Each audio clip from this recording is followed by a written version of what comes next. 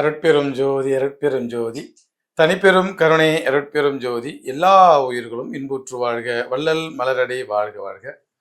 அனைவருக்கும் தயவான வணக்கங்கள். அடியேன் புதிய பெரியன் சித்தாவர்ம வைத்தியர். தோள்பட்ட வலி C3C4 என்று சொல்லக்கூடிய இந்த தோள்பட்டை பகுதியில் வரக்கூடிய வலியை பற்றி நம்ம இந்த காணொலியில் அதற்கான காரணங்களும் அதுக்கான ஒரு சித்த மருத்துவத்தையும் நம்ம இந்த வீடியோவில் பார்க்க போகிறோம். இந்த வீடியோ விளக்கம் யாருக்காக வீடியோ அப்படின்னா, சித்த மருத்துவத்தையும் சித்த மருத்துவ வாழ்வியல் முறையும் ஏற்றுக்கொண்டவர்களுக்கான வீடியோ இது, விளக்கம் இது. மாறாக அனைவருக்குமானது அல்ல என்பதை இதன் வழி அடியேன் தெரிவித்துக் கொள்கிறேன்.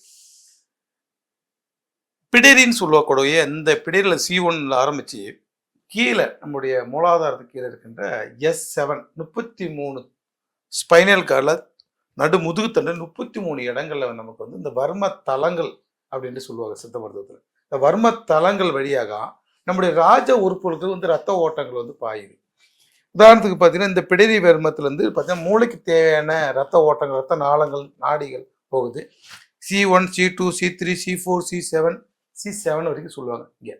அதுக்கடுத்து T1, T3, T3 அதுலேருந்து அதுக்கடுத்து L4, L5 கீழே S1, S7 வரைக்கும்.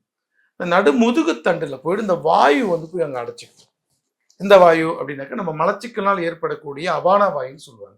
இந்த அபான வாயு அந்த வாயு அந்த நடு முதுகுத்தண்டில் போயிட்டு கம்ப்ரெஸ் பண்ணுறதுனால அங்கே போகிற ரத்த ஓட்டங்கள், உதாரணத்துக்கு இப்போ இந்த இடத்துல இந்த C3, C4 இங்கே வாயு அடைச்சிக்கிறதுனால இந்த கை காலெலாம் மரத்து போகும். சில பேர் கையெல்லாம் மரத்து போகுதுங்க, அடிக்கடி மரத்து போகுதுங்க, கை தூக்க முடியலங்க. சில பேர்த்துக்கு இவ்வளோதான் தூக்க முடியும், இதுக்கு மேலே நேரம் தூக்க முடியாது. சில பேர்த்துக்கு இப்படி கை இப்படி பின்னால் முதுகில் கொண்டு போக முடியாது. சில பேருக்கு கையை நீட்ட முடியாது. இந்த இடம் போல சகனவாதம் அப்படின்னு சித்த மருத்துவம் செய்யும். வாதம் 84 வகையான வாதத்தில் இது சகனவாதங்கள் அப்படின்னு சொல்லுவாங்க. கீழே அப்படி நடுமுதுகுல நெட்டல் வருமத்தை தொடர்பு இது வந்துச்சுனாக்க இந்த பகுதியில் இதயத்துக்கு, கல்லீரலுக்கு, மண்ணீரலுக்கு இங்கே போகக்கூடிய ரத்த நாளங்களை அடைப்பு ஏற்படும். கீழே போய் பார்த்தீங்கன்னாக்கா நமக்கு மலக்குடல்களுக்கு, பெருங்குடல்களுக்கு இதில் வரக்கூடிய ரத்த நாளங்கள் அடைப்பட்டு போயிடும். கீழே S1 சயாட்டிக் ஏர் நர்வஸ் சொல்லுவாங்க.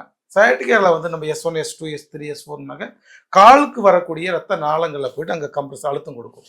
இதனால கால்கள்லாம் நடக்க முடியாது, சரவாங்கி, இந்த மாதிரி பல நோய்கள் இது காரணமாக அடுத்தடுத்து வந்து கொண்டு இருக்கும். என்ன காரணமாக இருக்கு சார் அப்படின்னு நம்ம வாழ்வியல் தான். அஜினோமோட்டோ பயன்படுத்துகின்ற உணவுகளை நீங்கள் எடுத்தால் உங்கள் இறப்பை பெப்டிக் என்று சொல்லக்கூடிய வயிற்று புண்ணு வரும், இறப்பை புண்ணு வரும். இறப்பை புண்ணும் நம்முடைய பெப்டிக் வயிற்று புண்ணு ஏற்பட்ட சிறுகுடல் புண்ணுகள் ஏற்பட்டால் என்ன ஆகுனாக்க அதில் வாயு உற்பத்தி ஆகும். இது ஒரு காரணம். ரெண்டாவது காரணம், அதிகமான அமில நீர் இருப்பை நம்முடைய பித்திரல் பித்தப்பை என்று சொல்லக்கூடிய பித்திரல் சுரந்துக்கிட்டே இருக்கும், ஹைப்பரா. அதுக்கு ரூட் காஸ்ட் பார்த்தீங்கன்னா கல்லீரல். கல்லீரலுக்கு ரூட் காஸ்ட் பார்த்தீங்கன்னா மூளை. மூளைக்கு என்ன காரணம்? மனச்சூடு. ஸோ மனம் அதிகப்படியான பதற்றம், பரபரப்பு, சூடு, ஆனால் ஒரு வாழ்வியல், சண்டை பிடிக்கிறது, போயிட்டு ஒருத்தனை போய் தீமையான ராகாதி குணங்கள்னு சொல்லுவாங்க. தீய குணங்கள் மனதில் ஓடிக்கொண்டே இருந்தால் அதன் காரணமாக லிவர் சூடாகி, மூளை சூடாகி லிவர் சூடாகும். லிவர் சூடாகி பித்தப்பையில் அதிகமாக ஹைப்பர் அசிடிட்டின்னு சொல்லக்கூடிய அமில நீர் அதிகமாக, HCl சொல்லுவாங்க, ஹைட்ரோக்ளோரிக் ஆசிட் அதிகமாக சுரக்கும். அது அளவுக்கு மீறி இறப்பையிலையும் நம்முடைய பெப்டிக்னு சொல்லக்கூடிய குடல்லையும் நமக்கு அதிகப்படியாக சப்ளை ஆனதுன்னா அந்த இடத்த அரிக்கும். ஒன்று மலச்சிக்கல் காரணம், அதுக்கடுத்து அதிகமான அமில நீர் சுரந்து புண்ணாகும். இதனாலேயே வாயு உற்பத்தி ஆகும். மூன்றாவது காரணம் பார்த்தீங்கன்னா, வாயு சம்பந்தமான உணவுகள், உருளைக்கிழங்கு, வாழைக்காய், கொத்தவரங்காய், பொரிக்கடலை, இந்த கடலையெல்லாம் நல்லா புரோட்டீன் தான், நல்லா ஆரோக்கியமானதான். அந்த புரோட்டீன் சரியான முறையில் செரிமானம் ஆகலாம், அது வாயுவாக மாறிக்கும். இதுவே கொண்டக்கடலை சாப்பிடலாம், பொட்டுக்கடலை சாப்பிடலாம் சார், பச்சை பயிர்கள் சாப்பிடலாம், ஆரோக்கியம்தான், மாற்றுக்கருத்து இல்லை. ஆனால் ஒரு 3 மணி நேரத்துக்குள்ளார அந்த உணவு உங்களுக்கு செரிமானம் ஆகலைன்னா அது வாயுவாக மாறிடும். ஏன்னா டைஜஸ்ட் சிஸ்டம் ஒரு ஏஜுக்கு மேலே நமக்கு குறையதை பார்க்கலாம். 40 வயசுக்கு மேலே பார்த்தீங்கன்னா நம்முடைய செரிமான மண்டலம் டவுன் ஆகிடும். இப்போ என்ன ஆகுனாக்க, நீ சாப்பிட்ற ப்ரோட்டீன் டைஜஷன் எடுத்துக்கிறதுக்கு டைம் எடுக்கும். அப்போ அதுக்குள்ளே டைஜஷன் டைம் ஒரு 3 மணி நேரத்துக்கு மேலே டைம் எடுக்குதுனாக்க சாப்பிட்ட வாயு பதார்த்தங்கள், ப்ரோட்டீன் எல்லாமே வாயுவாக மாறிடும். ஸோ அதனால பார்த்தீங்கன்னா வாயு உற்பத்தி ஆகும். ஸோ இது போன்ற காரணங்களாலையும் மன உளைச்சல் காரணங்களாலையும் நமக்கு வாயு உற்பத்தி ஆகிட்டே இருக்கும். சித்தர்கள் என்ன சொல்கிறாங்கனாக்கா, மனவாதனை இருந்தால் வாதம் வரும். வாதம் 84 வகையான வாதத்துக்கு என்ன காரணம்னாக்க மனவாதனை தாங்கிறாங்க. அப்புறம் அமைதியற்ற ஒரு மனநிலை, அமைதியற்ற ஒரு வாழ்வியல், அமைதியற்ற ஒரு வாழ்வியல் முறை, ஒரு இடம் வாழ்கிற பக்கத்தில் வீட்டுக்காரங்க, சொந்த பந்தங்கள் எல்லாம் நம்ம ஒரு அமைதியில் வைக்காத ஒரு காரணம். இதன் காரணமாகவும் நமக்கு வந்து மன உளைச்சல்ல ஏற்படும்.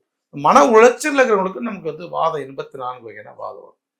அடுத்ததா பார்த்தீங்கன்னா, பொதுவாகவே பார்த்தீங்கன்னா, பிறந்ததுலேருந்து ஒரு 15 வயசு வரைக்கும் நமக்கு இயற்கையாகவே குளிர்ச்சி உடம்பு. சளி சம்பந்தமான நோய்கள் வரும். 15 வயசுலேருந்து 40 வயசு வரைக்கும் சூடு சம்பந்தமான பித்த உடம்பு, சூடு சம்பந்தமான நோய்கள் இந்த ஏஜில் நமக்கு வந்து வருவதை பார்க்க முடியும். 40 வயசுக்கு மேலே டெத்து வரைக்கும் வாதம் தான். வாதம் தான் இயற்கையாக நம்ம உடம்புல வந்து வாதம் தான் உற்பத்தி ஆகும். இதை மனசில் வச்சுக்கிட்டு வாயுவை வெளியெடுக்கக்கூடிய மிளகு, பூண்டு, இஞ்சி, அதிமதுரம் இது போன்ற உணவுகளை நம்ம வாழ்வில் வந்து எடுத்துக்கணும். உணவாகவே தனியாக நம்ம எடுக்காம உணவாக எடுத்துக்கலாம். பூண்டெல்லாம் பச்சையாக சாப்பிட்றதெல்லாம் கொஞ்சம் அவாய்ட் பண்ணிக்கணும். பூண்டை பெரும்பாலும் பாலில் வந்து நம்ம காய்ச்சி சாப்பிடும்போது அதுல இருந்து அந்த சூடு குறைஞ்சி நமக்கு வந்து வாயுவை வெளியிடும். ஏலக்காய் வாயுவை வெளியிடும். பூண்டு முக்கியமாக நல்ல அற்புதமான ஒரு மருந்து. நம்ம பூண்டு லேகியம்னா சித்த மருத்துவ குறிப்பெல்லாம் இருக்குது. சரி, இஞ்சி லேகியங்கள் கொஞ்சம் காரம் அளவு எல்லாமே இது கூட ஒரு அளவு தான். இதுவே அளவுக்கு மீறி சாப்பிட்டா அதுவே நம்ம உடம்புல வந்து புண்ணாக்கிவிடும். ஸோ அளவாக இந்த மாதிரி உணவுகளை நீங்கள் வந்து அவாய்ட் பண்ணிக்கலாம். முக்கியமாக நான் 3 வேளை சாப்பிட்னா 2 வேளை பாத்ரூம் போவோம். காலையில் சூரியன் உதிப்பதற்கு முன்னாடியும் மாலையில் ஒரு வேலையும் 2 வேளை சாப்பிட்றீங்கன்னா பாத்ரூம் போனீங்கன்னாங்க கழிவுகளுடைய தேக்கம் தான் நோய். இப்போ கழிவுகள் தேங்க அன்றன்றைய கழிவுகள் அன்றைக்கு டிச்சார்ஜ் ஆச்சுன்னா நமக்கு இந்த வாதம் என்ற நோய்கள்லாம் வராது. ஓகே, இதுதான் நமக்கு வந்து வாதத்தினால ஏற்படுகின்ற நோய்களும் அதெல்லாம் ஒரு வதுதான் சகனவாதம் என்று சொல்லக்கூடிய தோள்பட்ட வலி, கழுத்து வலி, தோள்பட்ட வலி தான் சொல்லுவாங்க. இதுக்கு என்ன சார் பண்ணலாம்? நான் முதல்ல ஒரு வாழ்வியல நீங்கள் வாரத்தினால எண்ணெய் தேய்ச்சி குளிக்கணும், சூடு உடம்பு அதிகமெல்லாம் பார்க்கணும். காலை ஒரு வேளை வீட்டில் செஞ்ச மோர், சூடாக சோறு கூட மோர் நல்லா பிசைஞ்சு காலை வெறும் வயிற்றுல நீங்கள் சாப்பிட்டீங்கன்னா இந்த வயிற்றுல ஏற்படுகிற ஃபர்ஸ்ட் ஸ்டேஜ் கேன்சர் வரைக்குமே சாதாரண மோர் சோறு வந்து உங்களை வந்து சரி பண்ணும். புண்ணெல்லாம் ஆப்ட். இந்த வயிற்று இறப்பை புண்ணாக இருந்தாலும் குடல் புண்ணாக ஆகாமல் எல்லாத்தையும் இந்த மோர் சாதமே உங்களுக்கு வந்து ஆத்திரும். குளிர்ச்சியான உணவுகள். அதுபோல் நீங்கள் சாப்பிட்ற உணவை வந்து ரசித்து ருசித்து காதல் செய்து சாப்பிடும்போது வந்து தேவையில்லாத நினைச்ச சிந்தனை தேவையில்லை. அடுத்தது நமக்கு ஒரு 9 மணிக்கு சாப்பிட்றோம், 10 மணிக்கு என்ன வேலை செய்ய போகிறோம், அன்னைக்கு நாள் ஃபுல்லாக எப்படி செய்ய போகிறோம், இந்த கழிவுகளான சிந்தனைகளை ஒரு பக்கம் வச்சுட்டு ஆகாகா அற்புதமான சோறு, கருணையால் 2 நாள் படைக்கப்பட்ட உணவு அப்படின்னு ஒரு காதலியை பார்க்க போகிற ஒரு புது காதலியை நம்ம எப்படி பார்க்கும்போது நம்ம உடம்புல மனசுல ஹார்மோன் சொல்லுது நம்மளை என்னைக்கு ஒரு இளமையான காதலராக வைத்திருக்குதோ அது போல உணவு வந்து இறைவன் கொடுத்த அமுதம். உணவு என்பது உணவு இல்லை, இது வந்து அமுதம், புறப்புற அமுதம் அப்படின்னு வள்ளலார் சொல்றார். இந்த புறப்புற அமுதம் என்ற உணவை ரசிச்சு நீங்க பார்த்து பொதுவாக அப்படி ரசிச்சு வாயில வச்சுட்டு ஒரு 20 முறை பொறுமையாக ரசிச்சு உங்க நாக்கில் படும்போது தான் அது மூளைக்கு போகும். மூளையில படும்போது ஆகா இவன் மோர் சோதத்தை சாப்பிட்றான். மோர் சோதத்தை செரிமானம் பண்ணக்கூடிய சுரப்பிகளை சுரப்பதற்கு நம்ம மூளை ரெடி ஆகிடும். நீ எந்த உணவை சாப்பிட்றீங்கன்னா அதுக்கேற்ற மாதிரி மூளை வந்து சுரக்கும். அந்த காலத்தை சொன்னாங்க நொறுங்கு தின்னா 100 வயது. எப்படி அப்படின்னா நம்ம வாயில தான் பல்லு இருக்குது, வயிற்றுல பல்லு இல்லை. இப்போ வாயில் எந்த அளவுக்கு நம்ம நொறுங்கு சாப்பிட்றோமோ அந்த அளவுக்கு செரிமானம் சீக்கிரமாக ஆகும். நான் ஏற்கனவே சொன்ன புரோட்டீன் நிறையா கடலைகள் கொண்ட கடலை பச்சை சாப்பிடலாம். ஆனால் நீங்கள் நல்லா மென்று நொறுங்க பொறுமையாக ரசித்து ருசித்து அந்த உமிழ்நீரோடு சாப்பிடும்போது நம்மளுடைய டைஜஷன் செரிமான மண்டலத்துக்கு வேலை குறையும். செரிமான மண்டலத்துக்கு வேலை குறையும் போது உங்களுக்கு வந்து வாயு உற்பத்தி ஆகாது. அப்போ ரசித்து ருசித்து நீங்கள் சாப்பிட்டீங்கன்னா எந்த உணவாக தான் நல்ல உணவு தான். ஆனால் ரசிக்கணும் ருசிக்கணும். 1/2 மணி நேரம் எடுத்துக்கங்க. எல்லாம் எதுக்காக ஓடுறோம்? காலையில் எழுந்துருச்சு இரவு படுக்கிறதுக்கு எதை நோக்கி ஓடுறோம், எதுக்காக ஓடுறோம்? ஒரு ஜான் வயிற்றுக்கு சொல்லுவாங்க சாப்பாடு. அந்த விட்டுட்டு நீங்கள் ஆரோக்கியத்தை விட்டுட்டு உலகத்தில் வேற எதை சாதனை செய்தாலும் அது ஒதுக்குமே உதவாது. ஆரோக்கியம் தான். சுவர் இல்லாமல் சித்திரம் எழுத முடியாது. சுவர் என்ற இந்த உடம்பு இருந்தால் தான் வாழ்க்கை என்ற இந்த சித்திரத்தை எழுத முடியும். அதனால இந்த சோறு என்ற இந்த உடம்பை நல்லா வச்சுக்கணும்னாக்க நொறுங்க சாப்பிடணும். அப்புறம் உங்களுக்கு வாயு உற்பத்தி ஆகாது. என்ன சார் மருந்து இருக்கு அப்படின்னா நம்ம வந்து சித்த மருத்துவத்தில் வெட்டவாயு செந்துரும் அப்படின்னு ஒரு அற்புதமான மருந்து நம்ம வந்து போடுறோம். இந்த வாயுவை இந்த தோள்பட்டையில் இருக்கிற வழியே இந்த கம்ப்ரஸிங் அழுத்தம் இருக்கும், அந்த அழுத்தத்தை ரிலீஸ் பண்ணக்கூடியது வெட்டவாயு செந்துரும் அப்படின்னு மருந்து. இது லிங்கம், நேர்வாளம் ப்ளஸ் நம்ம மருதாணியில் புடம்போட்ட லிங்கத்தை 4-5 முறை சேராங்கோட்டையில் மருதாணியில் புடம்போட்ட ஒரு மருந்து. அதுலேருந்து நம்ம இது சங்கன் இலையும் ப்ளஸ் நேர்வாளத்தையும் கலந்து ஒரு செந்தூரம் மாதிரி சிகப்பு கலரில் இருக்கிற ஒரு செந்தூரம் அதை வாரத்துக்கு ஒரு நாள் ஒரு மாதத்துக்கு ஒரு 5 முறை போட்டால் போதும்.